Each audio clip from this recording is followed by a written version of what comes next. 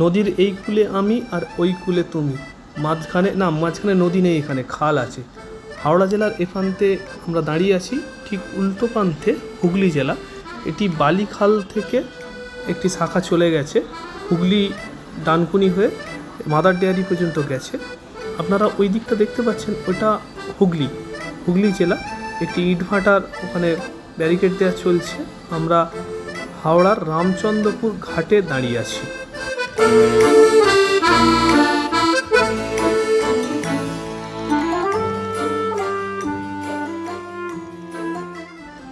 অনেকটা সুন্দরবনের খাঁড়ি অঞ্চল যেমন হয়, ঠিক সেরকম লাগছে আমার।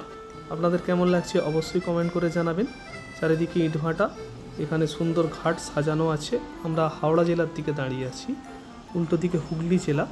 আর দূরে দেখলেন ট্রেন চলে যাচ্ছে, ওইটি ইস্টার্ন রেলওয়ে চলে যাচ্ছে। এই যে ব্রিজটা আছে, এটি চলে যাচ্ছে বর্ধমানের দিকে, বর্ধমান তারকেশ্বর ব্যান্ডেল, এই লাইনটি। এটি আজ এটা দেখাতে পারলাম আপনাদের হাওড়ার বালিখাল।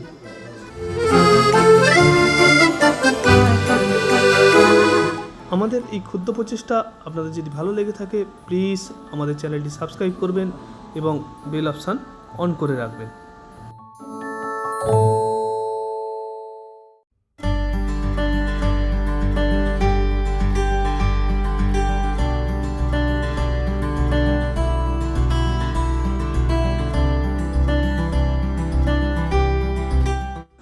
আচ্ছা, ঘুরে বেড়ানো তো হলো, এবারে একটু খাওয়া দাওয়া আসি।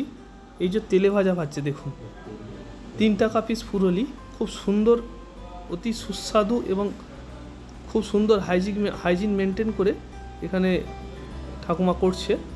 খুব সুন্দর ফুরুলিগুলো, 3 টাকা পিস, বড় বড় ফুরুলি। আমরা নিলাম, খেলাম, খুব ভালো লাগলো আমাদের। ওই রামচন্দ্রপুর ঘাটের কাছাকাছি এক জায়গায় ভাজছিল, আমরা নিলাম এবং খেলাম। আপনারা দেখছেন নব যাযাবর, আমাদের ইউটিউব চ্যানেল।